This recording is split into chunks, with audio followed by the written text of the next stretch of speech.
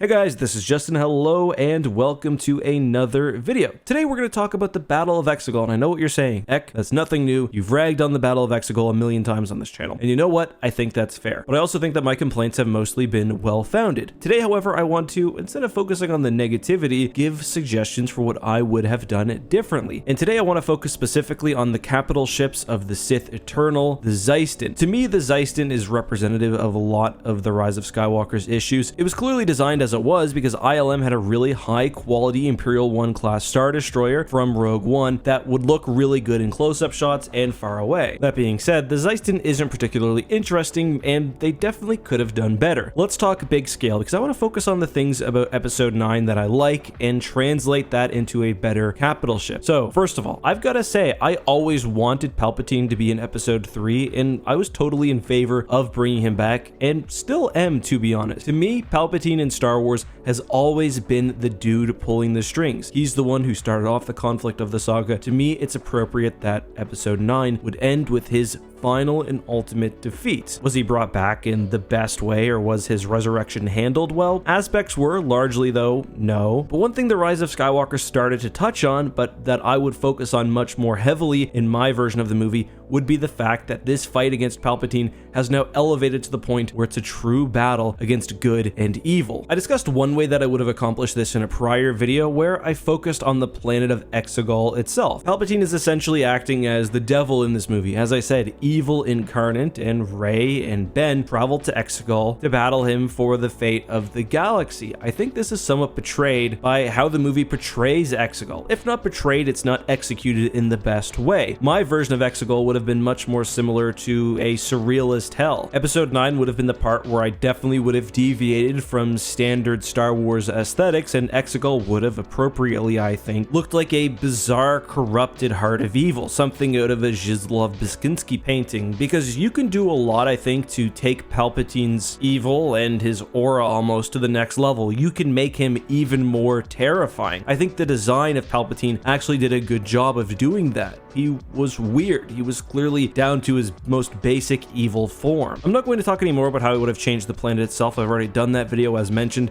and I'll link to it in the upper corner, but that idea would have also informed my idea for how I would have created Palpatine's fleet. First of all, I think bigger is not always better. Well, Palpatine needs to have a lot of ships. He doesn't need to have 10,000. They don't need to blot out the sky. I also don't think a planet-killing super laser does anything to make them more interesting, and for the viewer, certainly not more terrifying. Instead, I would look at Dark Empire, which already tackled the idea of Palpatine's revival. Sort of the idea that the Galactic Empire, the empire that Palpatine ruled before he died, was, although evil, still a civilized veneer on Palpatine's dark side, on his true intentions. With this new fleet, that level of civility, that level of sophistication would have been completely gone. His new fleet would have been pure, dark, raw power. Dark Empire talks about this. Well, he does have Imperial vessels. His newest ships are of unknown and new design. They exude dark energy and fear, and they were meant to be the next stage of his domination. Palpatine has almost moved past the technological and now fully embraced the dark side. We'll come back to that though. That was definitely one thing that inspires me when thinking about how I would have designed the fleet. The other is kind of strangely enough, this image of Sith war beasts, which has always been one of my favorite bits of art from the Star Wars expanded universe. I love the corruption and the obvious darkness in these animals, how they've been twisted into some different purpose, how they're covered in these strange growths. That would have been the basis for my Sith fleet. There would not have been one kind of Star Destroyer. There would have been hundreds of what looked like dark evolutions of Star Destroyers that grew in their own way. Star Destroyers that were unimaginably long and slender. Ships of strange and almost unimaginable design, ones that don't necessarily make sense and that together are chaotic and discordant and hard to understand from an ordinary perspective. Maybe they're all black with only a few running lights. Maybe they've got nothing at all and just look like pieces of rock that have come out of the ground. They would look like ships that the Sith cultists had pulled from some strange hell dimension. It's interesting because I think the Rise of Skywalker gets this right on some occasions. I really like how Palpatine himself looks, as I mentioned. mentioned. I think the Sith throne is great overall and is perfect for this sort of ultimate spot of evil beyond even, say, Korriban or other planets. I think there are multiple interesting ways that you could translate this into ship design. You can go with sort of the discordant different shapes that looked like they were pulled out of the dark side, like I mentioned. And as a note, there are lots of scenes in Dark Empire that looked like this. Palpatine's fleet, especially with their watercolor and the way the art overall is illustrated, just looks so strange and menacing. You could also maybe make the ships look like they had been buried for a long time. Have them be falling apart like Palpatine himself, have exposed holes and sections. Again, it's this ancient evil rising up. Something like the Ravager, which is Nihilus's capital ship from Knights of the Old Republic 2, could have been a good bit of inspiration. My point is, sort of to sum things up, is that the Rise of Skywalker needed to take the final confrontation against Palpatine to the next level. It started to do this, but it really needed to establish that this was a battle not just against Palpatine, but against evil. Fundamental evil on a level never before seen. Now it says, we are all the Jedi and we are all the Sith, but that's not enough. This idea, however, could have at least been aided by aesthetic choices, including Exegol as mentioned earlier, but also this different Sith fleet. Just my opinions though, let me know what you think, and how would you have designed the ship? I think there was a lot of interesting potential. I've talked about in some of the art books how there were other options as well, but again, let me know. Until next time guys, be safe, have a good one, may the Force be with you.